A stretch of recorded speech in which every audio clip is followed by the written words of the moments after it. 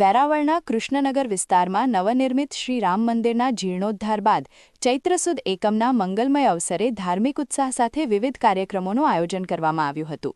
મંદિરના પુનઃનિર્માણ બાદ યોજાયેલી આ મહાઆરતી અને પૂજા અર્ચનામાં સ્થાનિક શ્રદ્ધાળુઓ મોટી સંખ્યામાં જોડાયા હતા. ઉલ્લેખનીય છે કે આ મંદિરનું મૂળ ખાતમુહૂર્ત વર્ષ 1977માં પરમ પૂજ્ય ડોંગરેજી મહારાજના વરદ હસ્તે કરવામાં આવ્યું હતું. દાયકાઓ બાદ મંદિરનો જીર્ણોદ્ધાર પૂર્ણ થતાં નૂતન કલેવર સાથે મંદિર ભક્તો માટે ખુલ્લું મુકાન છે. વર્ષો જૂની આ ધાર્મિક ધરોહરના નવનિર્માણને પગલે સમગ્ર વિસ્તારમાં હર્ષની લાગણી જોવા મળી રહી છે. ચૈત્ર સુદ એકમના પવિત્ર દિવસે શાસ્ત્રોક્ત વિધિવિધાન સાથે પૂજા અર્ચના કરવામાં આવી હતી. સાંજની મહાઆરતીમાં મોટી સંખ્યામાં ભક્તોએ દર્શનનો લાભ લઈ ધન્યતા અનુભવી હતી.